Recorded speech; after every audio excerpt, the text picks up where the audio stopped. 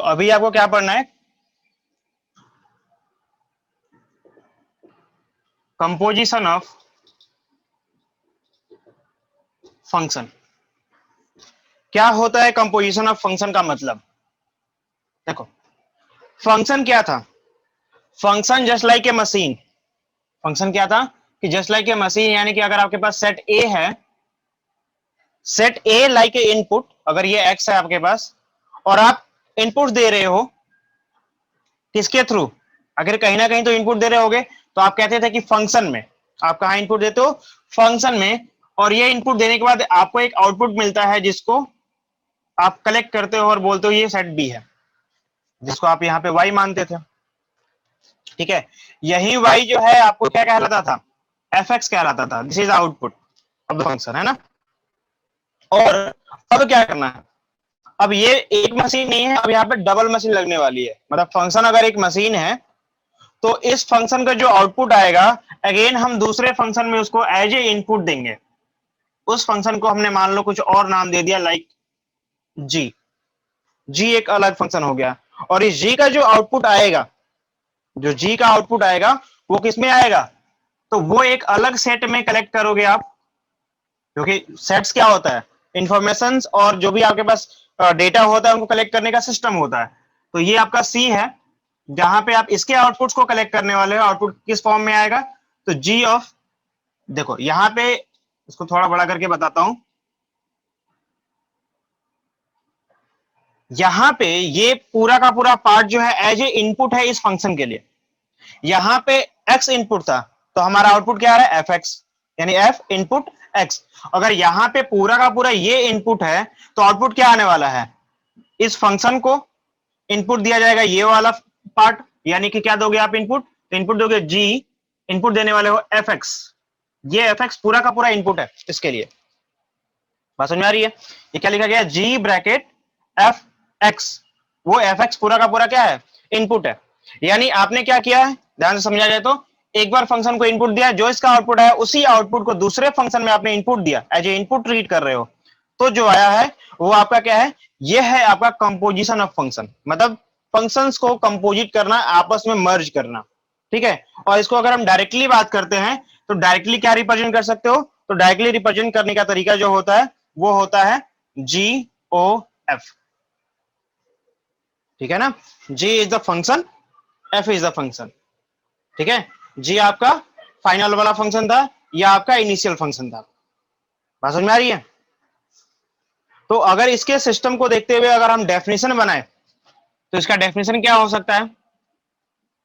आपके बुक में ऑलरेडी दे रखा है कि अगर लेट किया जाए कि एफ एक फंक्शन है फ्रॉम ए टू बी, अगर एफ एक फंक्शन है from A to B and G एक फंक्शन है, तो जी वाला जो फंक्शन होगा वो इसके आउटपुट को एज ए इनपुट ट्रीट करेगा, यानी कि बी टू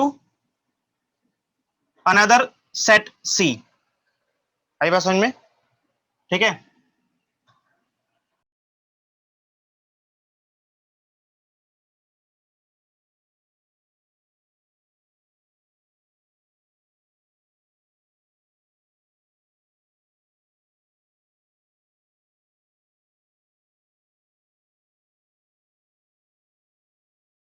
ध्यान रखना यहां पे सीक्वेंस को जरूर ध्यान रखना कि f is the first function और g is the second function. ठीक है ना।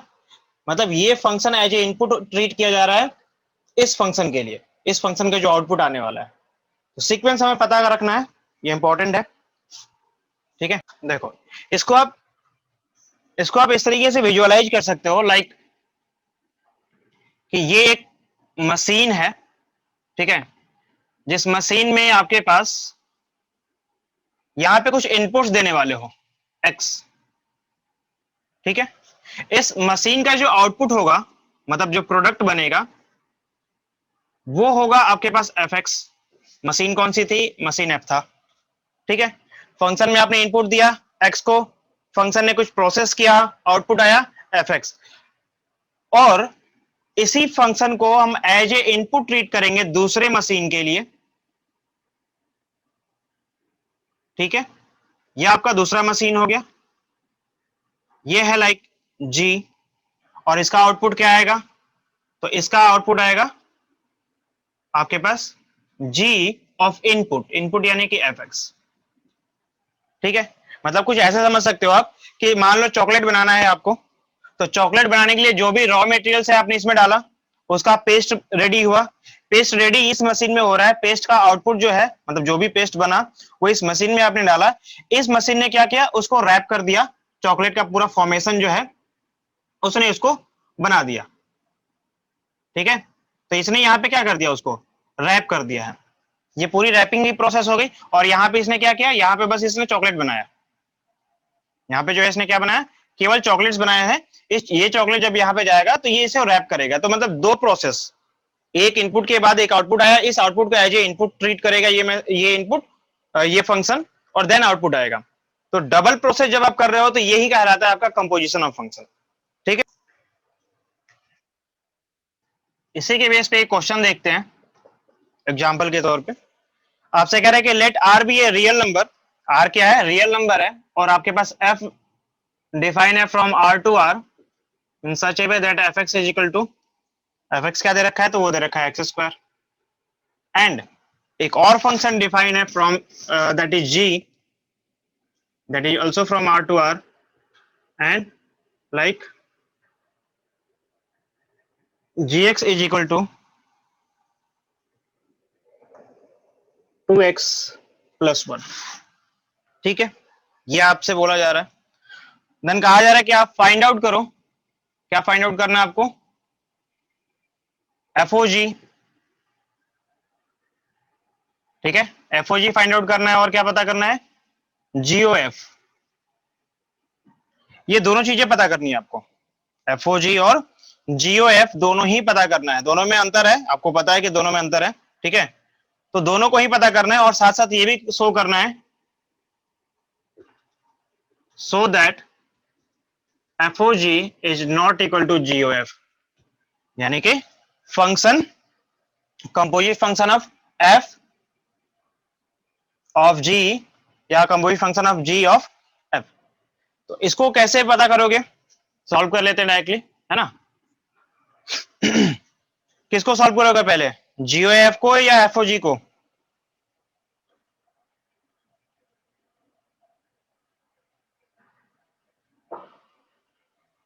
आपने पहले जीओ एफ करा था, मतलब ये कुछ देर पहले जो डेफिनेशन पढ़ा है उसमें जीओ एफ लिखा है आपने, तो जीओ एफ निकाल लो। क्या निकालोगे, g o f of x equal to क्या हो जाएगा, एज पर डेफिनेशन आपको पता है कि जीओ एफ ऑफ एक्स जो होता है वो nothing g of F of x होता है, g of F of x होता है।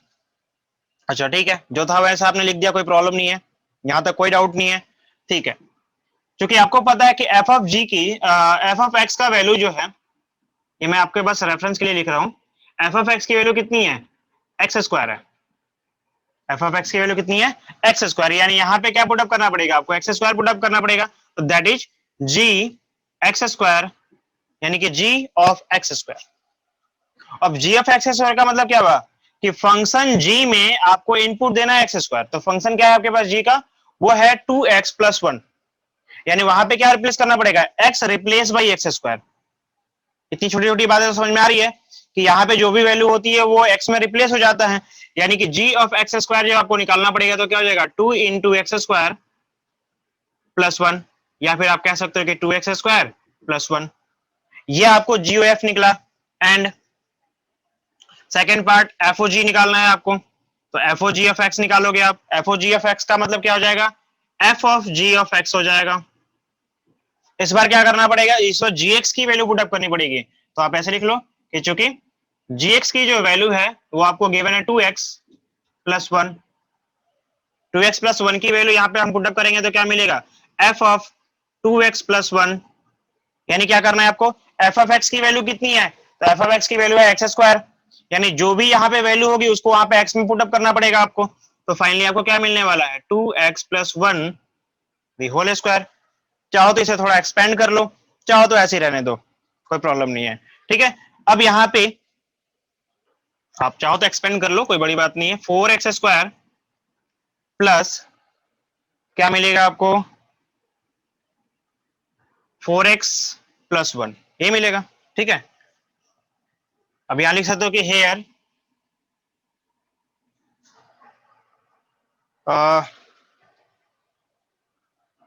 चलो डायरेक्टली लिख दो, क्योंकि आपको पता है ये पार्ट 1 मान लो, इसको सेकंड मान लो, फ्रॉम फर्स्ट एंड सेकंड क्या मिलेगा, जो आपके पास GOF है वो इक्वल नहीं है किसके, FOG। बस, कोई प्रॉब्लम है यहाँ पे? नहीं भैया। सेकेंड एग्जांपल देखो आप, अगर आपके पास मान लो एक फंक्शन दिया गया है फ्रॉम R टू R, कैसे डिफाइंड है ये, तो fx is defined equal to sin x, fx is equal to sin x, और g भी एक फंक्शन है फ्रॉम R टू R, और gx डिफाइंड है आपके पास, gx is equal to x square, ये आपके पास एक्स स्क्वायर। देन कह रहा है फाइंड द FOG, आपको एक पता करना है FOG और दूसरा पता करना है GOF, ठीक है। तो इसको कैसे पता करोगे, सिंपल तरीका है, आप x तो इनपुट लेते ही हो, ऐसे ही करोगे ना, तो GOF का मतलब क्या हो जाएगा, ये FOG का मतलब क्या हो जाएगा, f of g of x, by the definition है ये, इसमें तो कोई बहुत बड़ा मतलब प्रॉब्लम तो है नहीं हमारे पास, है ना गुड़िया, तो समस्या है इसमें? नहीं। ठीक है, नहीं है। तो क्या करेंगे, f ये है आपके पास f of g of x, g of x की वैल्यू कितनी है, तो ये है एक्स स्क्वायर, तो इसको हमने एक्स स्क्वायर लिख दिया, और f तो ये तो रहेगा ही, क्योंकि इस फंक्शन का काम तो हमने किया नहीं ना, हमने तो छोटे ब्रैकेट का काम किया हर समय पहले में। तो क्या है हमारे पास, f ऑफ gx की वैल्यू कितनी है, एक्स स्क्वायर, वो हमने पुट अप कर दिया। अब यहाँ पे फंक्शन में इनपुट है हमारे पास एक्स स्क्वायर, और ये फंक्शन क्या है, f है, तो f फंक्शन के लिए हमारे पास फंक्शन क्या डिफाइन है, sin x, तो यहाँ पे क्या हो जाएगा sin, और यहाँ पे x इनपुट था, लेकिन यहाँ पे क्या है एक्स स्क्वायर, तो ये हो जाएगा sin x square, sin x square होगा, केवल एक्स स्क्वायर, ठीक है ना, यहाँ पे ये मिलने वाला हमें। नेक्स्ट जो है क्या होगा हमारे पास, f of g of fx है, g ऑफ fx का मतलब क्या होगा, कि इस बार हम करेंगे कि g of f of x हो जाएगा, यानी इस बार इनपुट क्या है हमारे पास है fx, fx की वैल्यू क्या है, तो fx की वैल्यू हमारे पास है sin x, तो इसको मैंने लिख दिया sin x, और यहाँ पे है g। अब क्या होने वाला है, इसका मतलब ये है कि g फंक्शन में इनपुट है sin x, और g फंक्शन है कैसा, तो ये है एक्स स्क्वायर, यानी कि x की जगह पर हमें sin x रखना पड़ेगा, यानी क्या मिलेगा हमें sin x the whole square, और you can say sin square x, ठीक है, बस इतना काम करना था, कोई प्रॉब्लम? नहीं भैया। ये आपका सेकंड एग्जांपल है।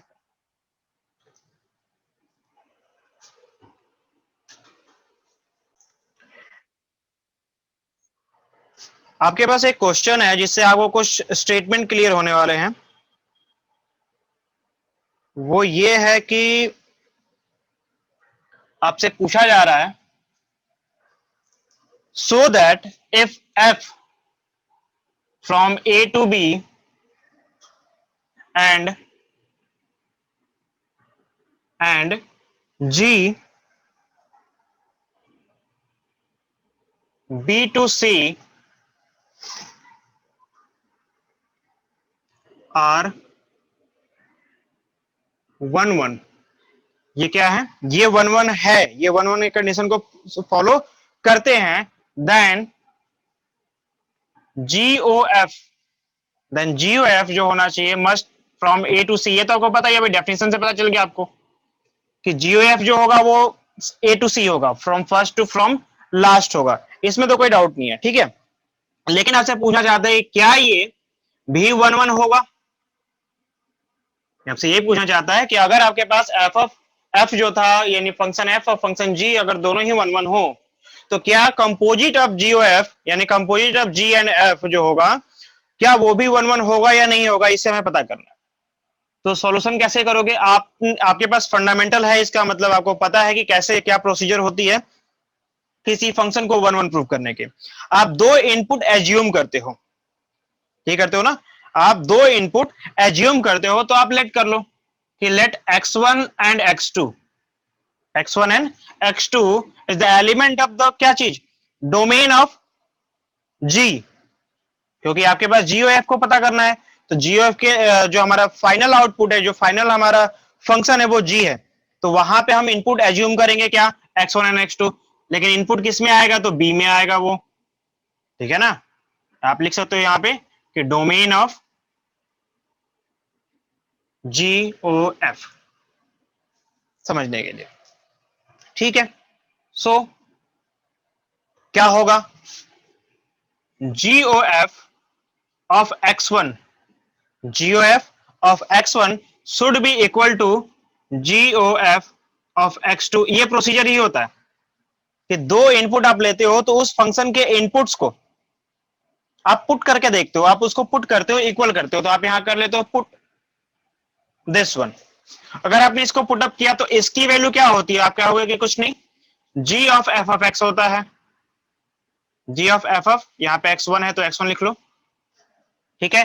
और इसकी वैल्यू क्या होती है, तो g of f of x2, g of f of x2, ठीक है। एज पर रूल, जैसे इसके पहले आपने किया था कि अगर आपके पास x, y is the element of, मान लो मैंने r माना है और आप करते थे क्या कि f of x equal to f of y, अगर ये 1 1 होगा तो कंपलसरी होता था कि x इक्वल टू y होगा। यही मेन फंडामेंटल था इसका कि अगर दो आपने इनपुट्स माने हैं और दोनों का आउटपुट सेम है, दोनों के फंक्शन का आउटपुट क्या है, सेम है, तो इनपुट मस्ट भी सेम होने चाहिए थे। तो मैंने पहले ही बोल दिया, यहां पे पहले ही बोला गया है कि g जो फंक्शन है वो 1 1 है।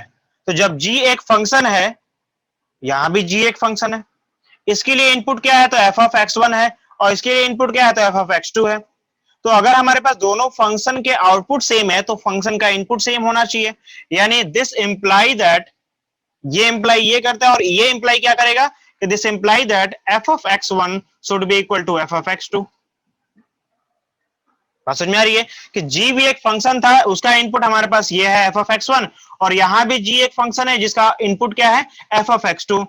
एज पर रूल कि अगर हमारे पास ये 1 1 फंक्शन है, जो कि बताया गया है कि g एक 1 1 फंक्शन है, तो इनके इनपुट सेम आने चाहिए। जब आउटपुट सेम हो तो हमारे आउटपुट सेम हमने माना है तो इनपुट भी सेम आएगा, यानी कि f of x1 equal to f of x2 आएगा।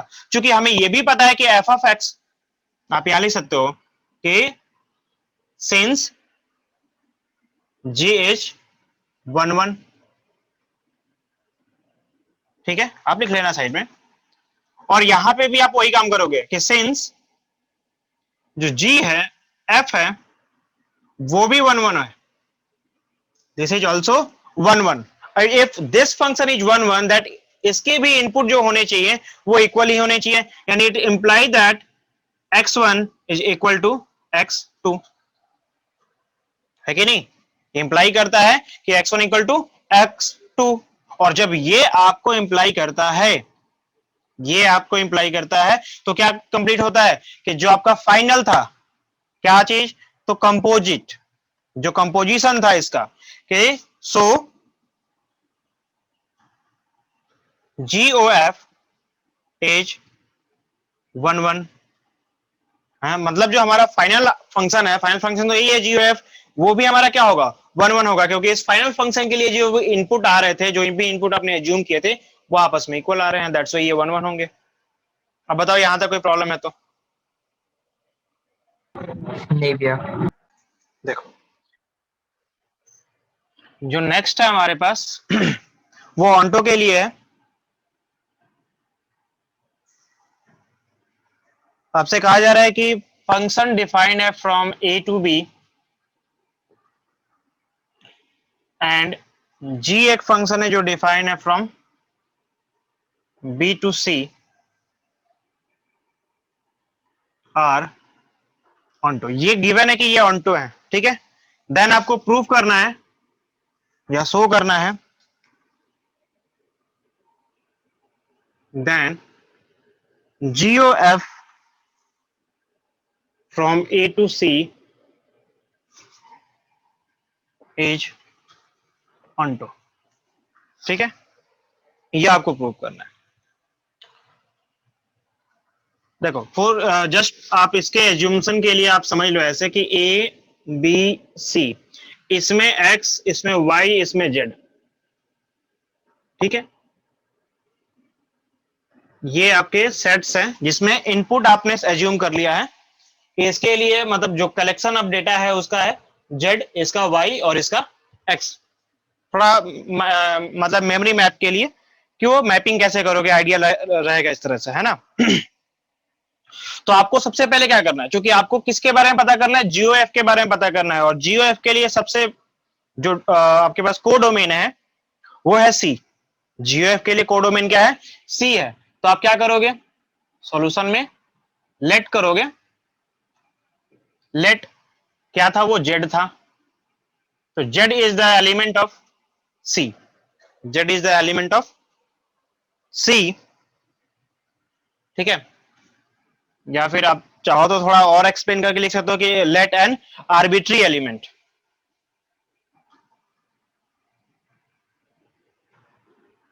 let an arbitrary element z is the element of c such that क्या होना चाहिए, या फिर that exist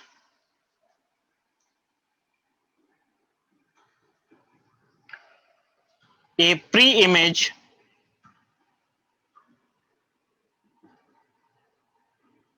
एक प्री इमेज होना चाहिए किसके, तो from the backend side, backend side में क्या है आपके पास, अगर एक एक करके प्रोसेस वाई चलते हैं तो प्री इमेज आपके पास वाई किस में होना चाहिए, ऑफ जेड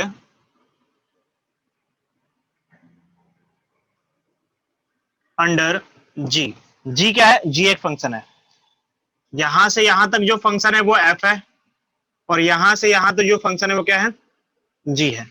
तो अगर यहां पे आपने जेड माना है तो जेड के प्री इमेज जो होगा वाई में होगा किस फंक्शन के थ्रू, जी के थ्रू, और वाई का प्री इमेज एक्स होगा किस फंक्शन के थ्रू, तो एफ फंक्शन के थ्रू, ठीक है। तो वही चीज लिखा जा रहा है और कुछ नहीं है, ठीक है। सच दैट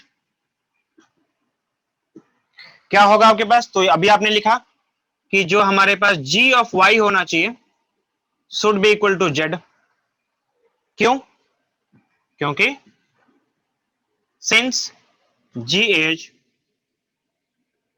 ऑनटो, जी हमारा क्या है, ऑनटो है, ठीक है। फर्दर आप for y is the element of b, function f के लिए अगर हम देख रहे हैं तो y is the element of b होगा हमारे पास, क्या होना चाहिए इसके लिए भी, तो इसके लिए भी सेम कंडीशन है कि there exist a preimage, क्या चीज, x of y under f such that f of y should be equal to क्या होना चाहिए, तो f of y should be equal to x होना x sorry f of x should be equal to y होना चाहिए, ठीक है। क्यों होगा, तो आपको पता है कि f is onto, since f is onto, इस कारण है ऐसा, ठीक है। अब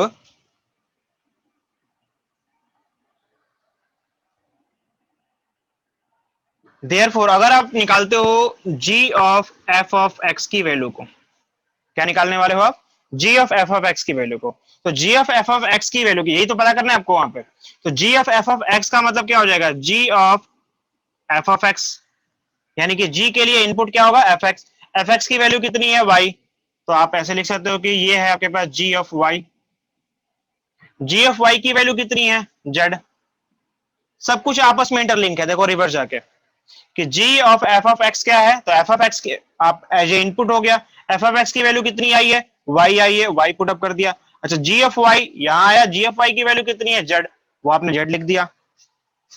ठीक है, तो ये क्या शो कर रहा है, यही तो आपने सबसे पहले एज्यूम किया था कि जेड आपका क्या है, फाइनल आउटपुट था, यानी कि फाइनल आपका क्या था, वो कोडोमेन का पार्ट था। और आपको इनपुट देने पे, इनपुट एक्स देने पे आउटपुट क्या मिल रहा है, एक जेड मिल रहा है, या फिर आप यू कह सकते हो कि जेड, हर एक जेड आउटपुट के लिए एक इनपुट एक्स मौजूद है, हर एक जेड आउटपुट के लिए एक एक्स क्या है, मौजूद है। तो लिख सकते हो क्या कि so G of F is onto. ठीक है,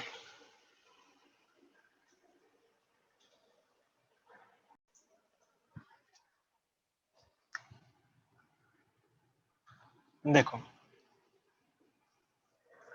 आपसे बोला जाए consider a function f and g such that the composite function gof is defined and is 1 1, यानी आपसे क्या कह रहा है कि जो gof है इज 1 1, ये आपका 1 1 फंक्शन है। तो आपसे कह रहा है कि R G and F both necessary 1 1, क्या दोनों ही 1 1 होना जरूरी है, आर एफ एंड जी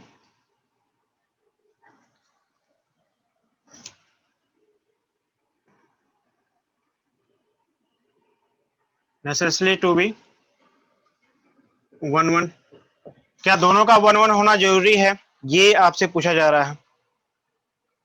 ठीक है, तो हालांकि ये नहीं है, मतलब दोनों का कंपलसरी नहीं है कि दोनों 1 1 होगा तो ही होगा। आपने ये पढ़ा था अभी कि अगर आपके पास एफ इज 1 1, एफ इज 1 1 और जी इज 1 1, तो जो आपके पास जो जीओ एफ आता है ये भी 1 1 होता है ना। ये आपने स्टेटमेंट इसके पहले कर लिया है कि अगर दोनों ही फंक्शन 1 1 होते हैं तो जो उनका कंपोजिट फंक्शन होता है वो भी क्या आता है आपके पास, 1 1 आता है। लेकिन हम रिवर्स चेक कर रहे हैं कि क्या अगर ये 1 1 है तो एफ और जी दोनों का 1 1 होना जरूरी है या नहीं है। ठीक है, तो कैसे चेक करोगे, अगर मान लो एक कंसीडर करते हो कि किसी एक एग्जांपल से चलते हैं इस पे,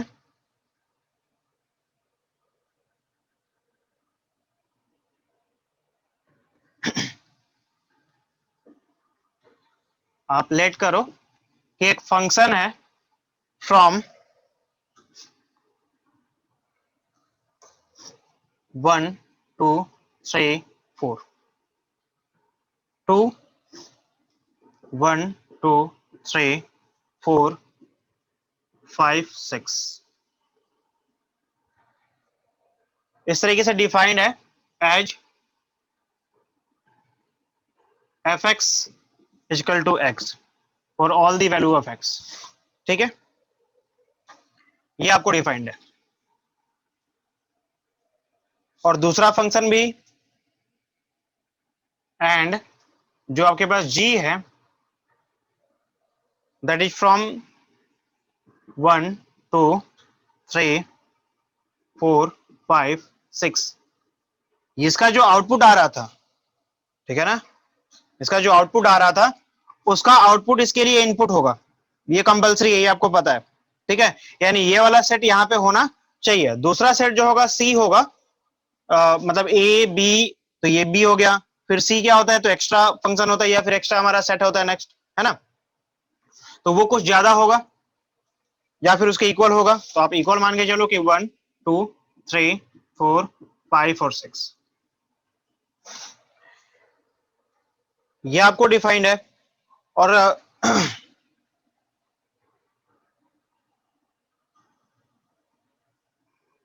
एज ये भी इस तरीके से आपको डिफाइन है as g x is equal to x. ठीक है, किसके लिए डिफाइंड है ये, तो ये किस पार्टिकुलर वैल्यू के लिए, जो like 4 x is equal to 1 2 3, and आपने ये माना कि G5 is equal to G6 is equal to 5 है। यानी ये क्लियर है कि ये 1 1 नहीं है, क्योंकि यहाँ पे क्या है, दो इनपुट्स के लिए एक आउटपुट है। यानी आप ये मान के चल रहे हो कि ये 1 1 नहीं है। और आपको देखना है कि जो आपका GOF है वो हर एक फंक्शन के लिए x आएगा, और ये 1 1 होगा या नहीं होगा। ठीक है, आप एक बार चेक करके देखोगे इसे पहले। अब देखो, अगर आप इसको चेक करते हो कि ये 1 1 है या नहीं है, तो 1 1 होने का कंडीशन क्या होता है कि किसी भी दो इनपुट्स के लिए आउटपुट क्या होना चाहिए, सेम नहीं होना चाहिए। ठीक है, तो आप इनपुट पुटअप करो, एक एक करके चेक करके देखते हैं कि अगर हम बात करते हैं कि F1, चूंकि यहां पे हम बात कर रहे हैं कि हेयर F1 की बात करते हैं, F1 कैसे डिफाइन है, मतलब fx equal to x defined है, यानी कि ये किसके लिए, for all the value of x के लिए। यानी F1 अगर मैं करता हूं तो हमें 1 मिलेगा, F2 करता हूं तो F2 ये हमें 2 मिलेगा आउटपुट। अगर मैंने F3 किया तो हमें 3 मिलने वाला है, F4 करूंगा तो हमें 4 मिलेगा। इसके बाद मैं इनपुट नहीं दे सकता, क्योंकि देखो 1 2 3 4 बस 4 इनपुट्स दे सकता हूं मैं। इससे ज्यादा इनपुट देने के लिए हमारे पास क्या है, डोमेन ही नहीं है।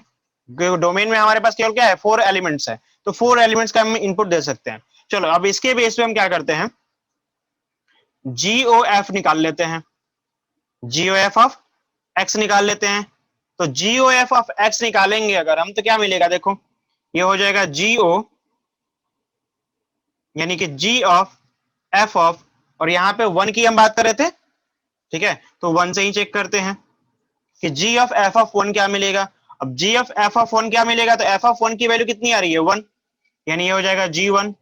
और G1 के लिए क्या एप्लीकेबल है, तो G1 के लिए देखो ये है 3 वैल्यू के लिए, 3 नहीं 4 वैल्यू इसके पास भी था।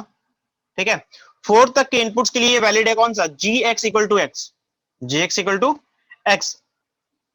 तो हम बात करेंगे कि G1 क्या आएगा, तो G1 भी क्या आएगा, x ही आएगा, यानी कि 1 ही आएगा। जो इनपुट दिया वो आउटपुट आ गया, उससे कोई प्रॉब्लम नहीं है। एक और वैल्यू चेक करके देखते हैं कि क्या हमें इनपुट अलग अलग इनपुट देने पे अलग अलग आउटपुट आ रहा है नहीं आ रहा है। तो जैसे दूसरा हम चेक करते हैं क्या, कि GOF ऑफ x, और यहाँ पे हम बात करने वाले हैं 2 के लिए, तो ये हो जाएगा G ऑफ F ऑफ 2, और G ऑफ F ऑफ 2 का मतलब क्या हो जाएगा, G ऑफ 2, और G ऑफ 2 के लिए भी ये वैलिड है फॉर्मूला, क्या होगा, तो 2 होगा। यानी 2 इनपुट दिया तो 2 ही आउटपुट आ रहा है। सेम आपके पास यहाँ भी है कि GOF ऑफ x यानी कि G ऑफ F ऑफ 3, इसके लिए भी आपके पास G ऑफ 3 आने वाला है, और ये 3 ही आएगा output. Same GOF of x is equal to G of F of 4 is equal to, तो G ऑफ 4 के लिए वैलिड है, क्या मिलेगा, 4। तो इसके बाद हमारे पास फंक्शन, इस फंक्शन में तो हम इनपुट दे ही नहीं सकते, तो इससे ज्यादा हमारे पास इनपुट है नहीं। हाँ, अलग डिफाइन है हमारे पास ये, लेकिन वो इसके कैटेगरी में नहीं है, यानी कि G से इसको कोई फर्क नहीं पड़ने वाला।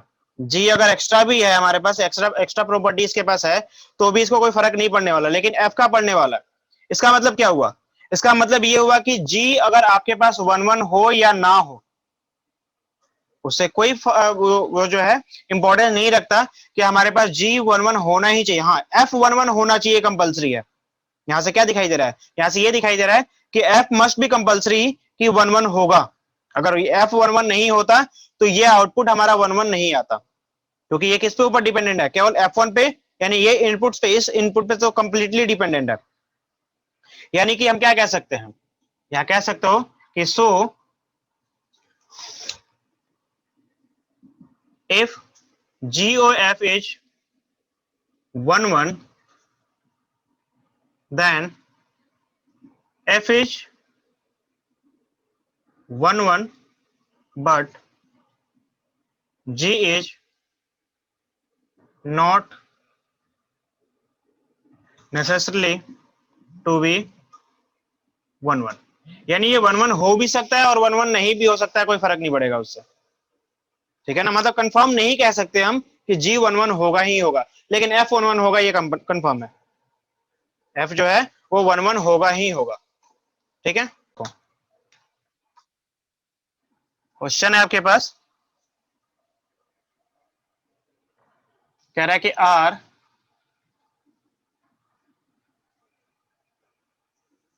F and g both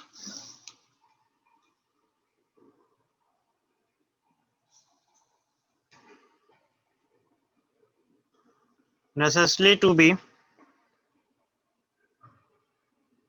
onto if GOF is onto।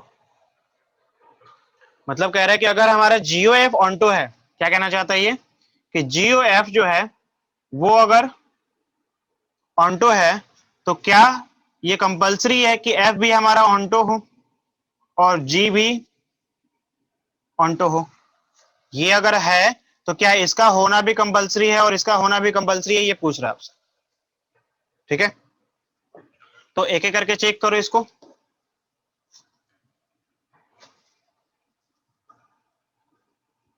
पहले वाले की तरह आप लेट करो, एक फंक्शन आपने लेट किया, फंक्शन फ्रॉम 1 2 3 4, ये आपके पास इनपुट है और इसका आउटपुट है आपके पास 1 2 3 4, ये डिफाइंड है। और दूसरा फंक्शन भी है जी, इसको भी यही लिख लो कि j इज फ्रॉम 1 2 3 4 टू 1 2 3। ठीक है, और वो डिफाइंड है किस तरीके से, डिफाइंड एज f1 जो है वो 1 है, f2 जो है वो 2 है। मतलब फंक्शन को किसी फॉर्मूले के बेस पे नहीं बताया जा रहा है, आप इसको डिफाइन कर रहे हो टोटली। ठीक है, f3 इनपुट देने पे आपको क्या मिल रहा है, तो जो इनपुट आपको f4 पे मिल रहा है सेम, और वही वो किसके इक्वल है, तो वो 3 के इक्वल है। ठीक है, G1 is equal to 1, G2 is equal to 2, G3 is equal to G4 is equal to 3। अब इसको चेक करके देखो कि क्या ये GOF को ऑन्टो साबित कर पाता है, नहीं कर पाता।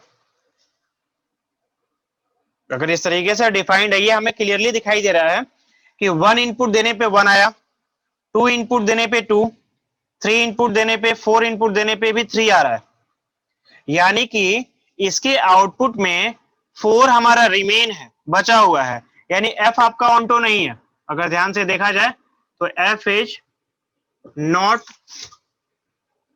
ऑन्टो, यह आप मान के चल रहे हो। ठीक है,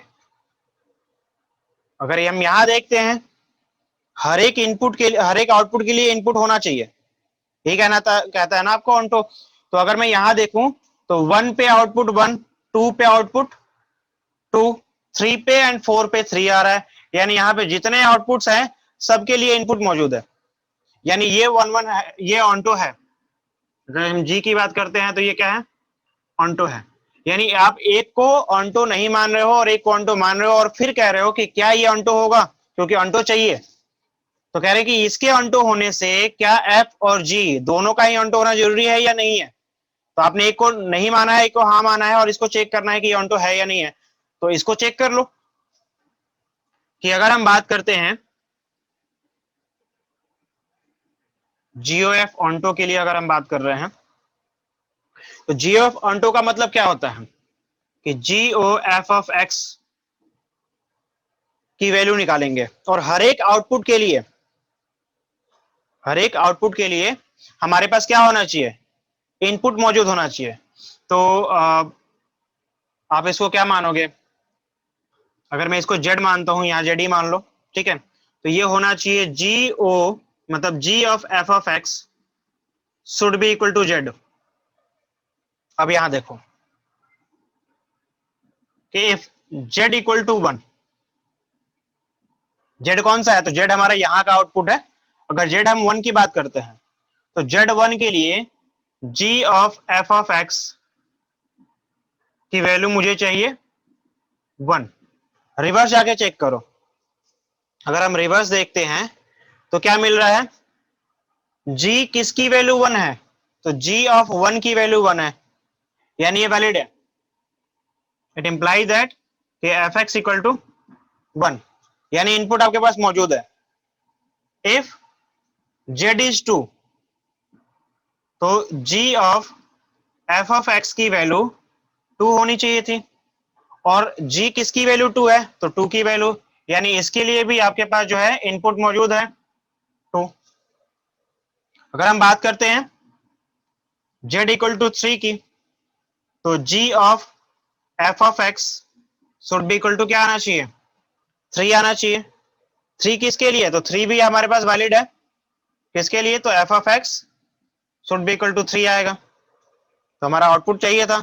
या फिर f ऑफ x की वैल्यू आप 4 रखोगे तो भी, यानी आपके पास जो भी आउटपुट थे जी के, उस हर एक आउटपुट के लिए जो भी हमारे आउटपुट आने वाला है किसका, कंपोजिट फंक्शन का, यहाँ पे हम कंपोजिट को चेक कर रहे हैं, तो हर एक कंपोजिट के आउटपुट के लिए इनपुट मौजूद है, यानी कि जो जीओएफ है वो ऑन्टो है। इसका मतलब ये निकलता है कि आपके पास अगर जीओएफ ऑन्टो है तो जी का ऑन्टो होना जरूरी है, एफ का ऑन्टो होना जरूरी नहीं है। ठीक है ना, समझ में आई? देखो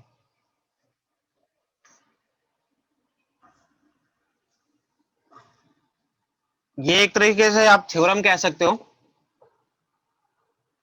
एनसीईआरटी में नहीं दे रखा है। आप को गिवन है, मान लो कि F is a function from A to B and G is a function from B to C, जो जनरली होता है ना। तो पहला आपसे जो थ्योरम कह रहा है, पहला जो स्टेटमेंट कह रहा है इससे, वो कह रहा है कि अगर आपके पास जीओएफ यानी composite of G and F from A to C, यही होता है इज ऑन्टो। अगर ये ऑन्टो है तो this implies that g from B to C is onto. ठीक है, मतलब कि अगर जीओएफ ऑन्टो है तो जी का ऑन्टो होना जरूरी है, और यही चीज आपने कुछ देर पहले देखा था। ठीक है, इसी चीज को जो है थ्योरेटिकली, मतलब एकदम बिना किसी एग्जांपल के थ्रू हम देखेंगे, थोड़ा ज्यादा बेटर तरीके से समझ में आएगा ये।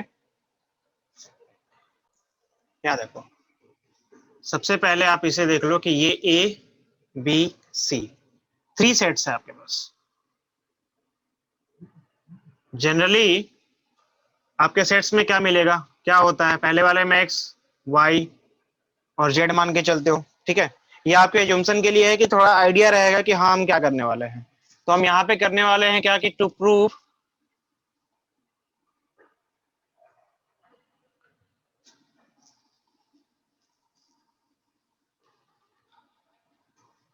किसको प्रूव करने वाले हो, जी बी टू सी को क्या इज ऑन टू। ठीक है, कब, कि व्हेन जी ओ एफ, ये कैसे डिफाइंड है, तो from A to C is onto. ठीक है, तो यू कैन से, अब वहां पे देखो क्या दिखाई दे रहा है, कि वहां से आप कह सकते हो कि let Z is the element of C, ये थर्ड जो हमारा सेट है उसका एक एलिमेंट होगा। और वो कैसे एलिमेंट होगा, तो आपको पता है कि यहां से इसके साथ जो रिलेशन बताता है वो एफ है, इसका इसके साथ जो रिलेशन बताता है वो G है, ठीक है। तो आप कह सकते हो कि let Z is the element of C, there exist, क्या एग्जिस्ट करना चाहिए, आखिर Z जो है वो आखिर C का एलिमेंट है, तो ये कब होगा, जब ये एग्जिस्ट होना चाहिए कि Y is the element of B, ठीक है। देखो Z is the element of C, Y is the element of B, ये किस तरीके से जस्टिफाई होना चाहिए कि G of Y should be equal to Z, G of Y should be equal to Z, ये इस तरीके से डिफाइंड होना चाहिए, ठीक है।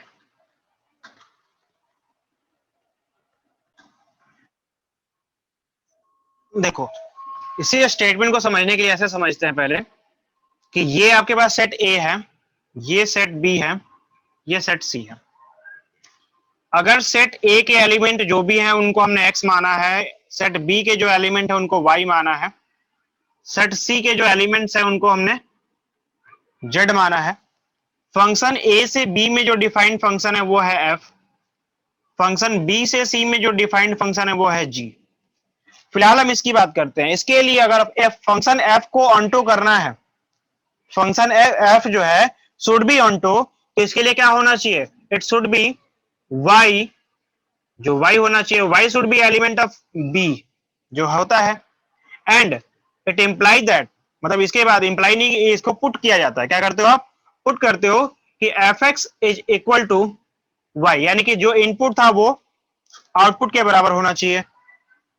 इनपुट फंक्शन में देने के बाद जो आउटपुट होना चाहिए वो किसके इक्वल होना चाहिए, वाई की इक्वल होना चाहिए, तब ये ऑनटो कहलाता है। हाँ जी, इसमें कोई प्रॉब्लम है यहां तक? नहीं। सेम थिंग अगर जी को हमें ऑनटो करना है तो इसके लिए भी क्या होना चाहिए, आउटपुट यानी कि Z should be element of C, output should be element of C, and जो हमारा फंक्शन जी है उसमें इनपुट अगर हम देते हैं तो हमें जेड आउटपुट क्या आना चाहिए, जेड आना चाहिए। इस बार इनपुट क्या है, वाई है, इस बार इनपुट क्या है, वाई है, ये आना चाहिए ना। हाँ। अच्छा, अब इसी चीज को एक्सटेंड करते हैं थोड़ा सा। अगर मैंने इसको एक्सटेंड किया तो क्या मैं लिख सकता हूं कि y is equal to F X, देखो तो y equal to F X तो आ रखा है ना, तो y equal to F X हमने पुट अप कर दिया, should be equal to Z. इसका क्या मतलब बना, इसका अगर इसको और थोड़ा सा हम रिवर्स जाते हैं तो हम ऐसे बोल सकते हैं ना इसको कि G O F of X should be equal to Z.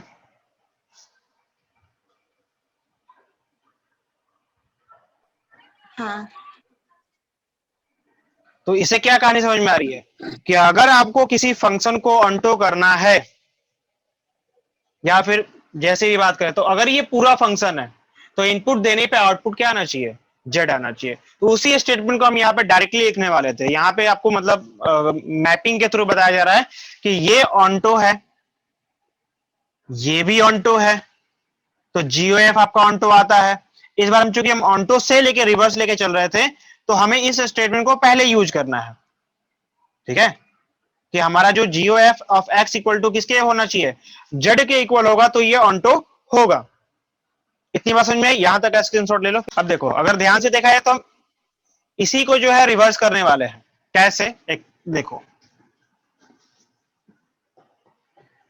अभी आपने लिखा कि अगर हमारे पास, अगर हमें जीओएफ को,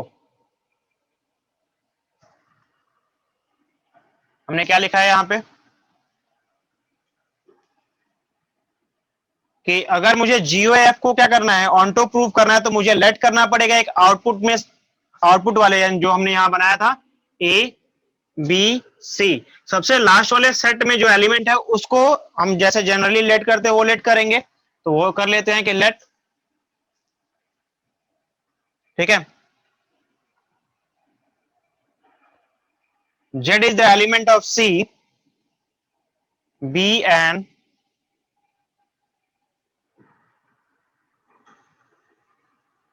आर्बिट्री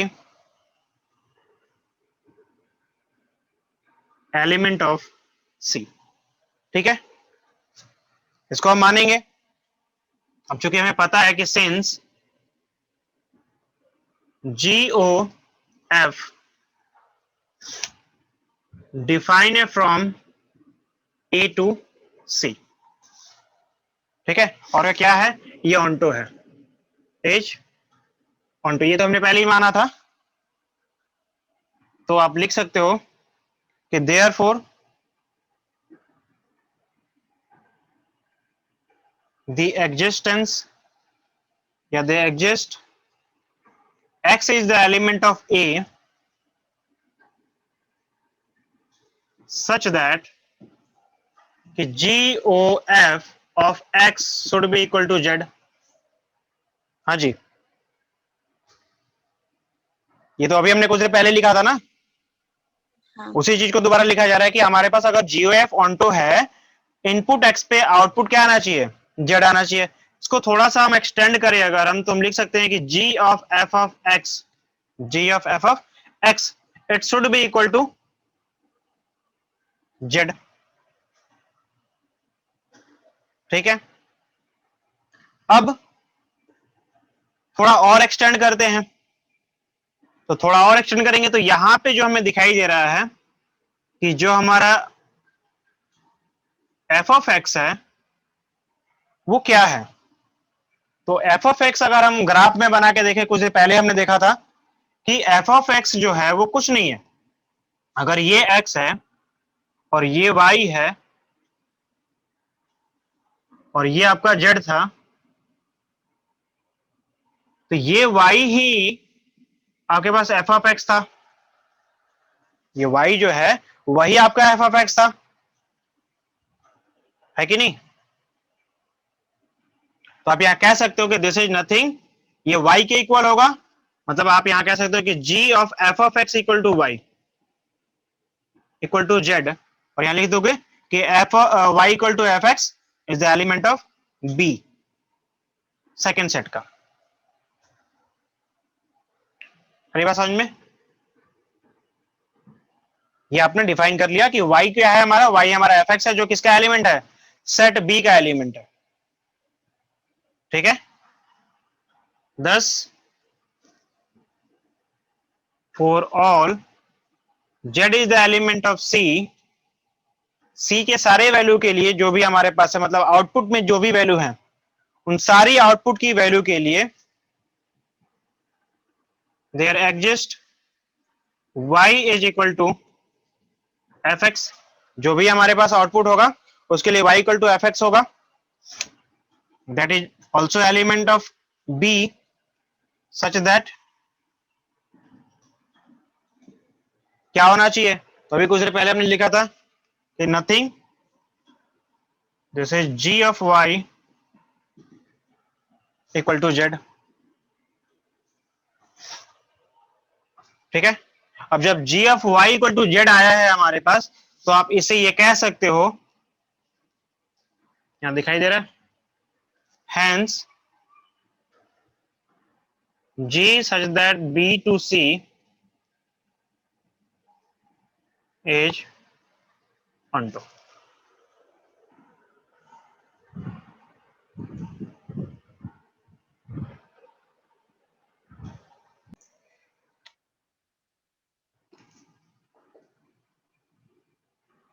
थ्योरम 1, थ्योरम 1 आपसे क्या कहता है कि अगर इफ f एक फंक्शन है फ्रॉम x टू y, देखो जहां भी आपको कैपिटल X अगर सेट के फॉर्मेट में लिखा हुआ है ना, इसका मतलब ये होता है कि इसके पास x1 x2 x3 and so on elements है। मतलब जो भी आप इसके अंदर एलिमेंट मानोगे उसका वेरिएबल x मानोगे। बात समझ में आई।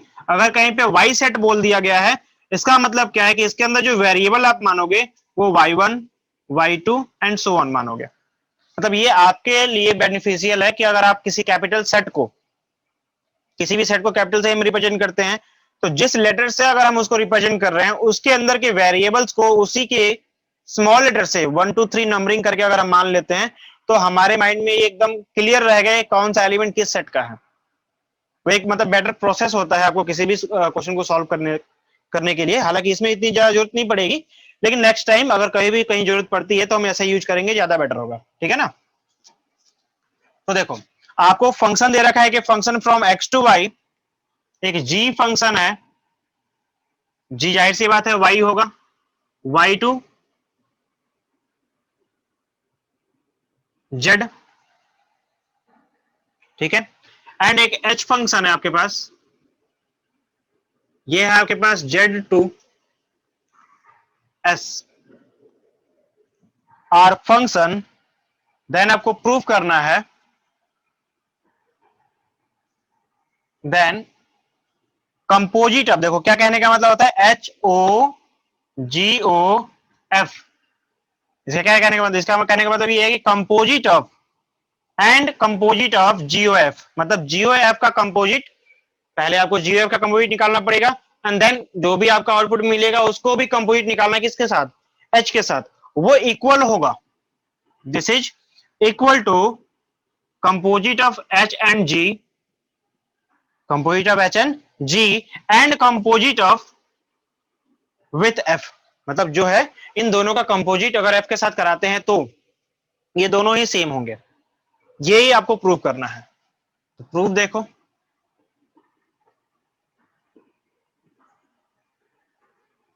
एक एक करके निकालो अलग अलग। सबसे पहले हम निकालते हैं एच ओ जी ओ एफ को, ठीक है।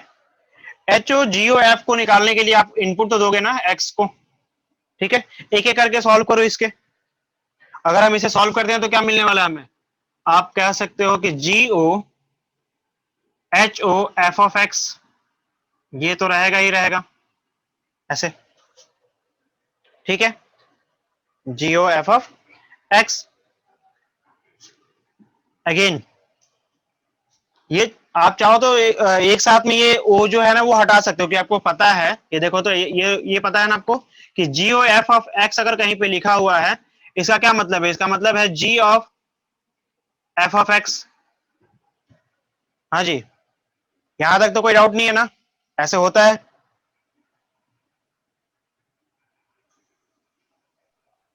हाँ।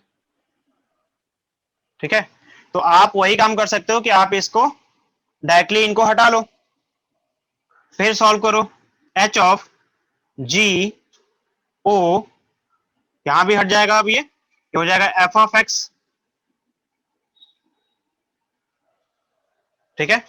तो क्या मिला, where X is the element of capital X, where X is मतलब जो अभी हमारा इनपुट है वो किसका सदस्य है, तो कैपिटल एक्स का। आप इसको जितना लंबा चाहो उतना लंबा खींच सकते हो, लेकिन कुछ ज्यादा लंबा खींचने से कोई फायदा है नहीं, कोई ज्यादा बड़ा प्रॉफिट तो होने वाला है नहीं, है ना। नेक्स्ट आपको जो चाहिए, H O G of H चाहिए, एफ चाहिए विथ एक्स। तो क्या करोगे, एक एक करके सॉल्व करोगे। यहां से एच ओ जी और इसका जो ऑफ है यानी कंपोजिट है वो हटा लो, ये हो जाएगा किसके साथ, एफ एक्स के साथ, ये आपको डबल ब्रैकेट लगाना पड़ेगा, ठीक है। अब अगेन ये जो भी इनपुट है अब इसके साथ इनपुट में आएगा, यानी कि क्या हो जाएगा, ये H of G of F X, ठीक है। किसके लिए, तो for all the value of X is the element of capital X. अगर आप फर्स्ट एंड सेकंड को देखते हो कि आप दोनों सेम है क्या, हाँ जी गुड़िया, दोनों सेम है क्या, हाँ। तो क्या कह सकते हो कि from first and second H of G O F is equal to H O G of F, ये दोनों आपस में क्या होंगे, इक्वल होंगे, ये आपने प्रूव किया।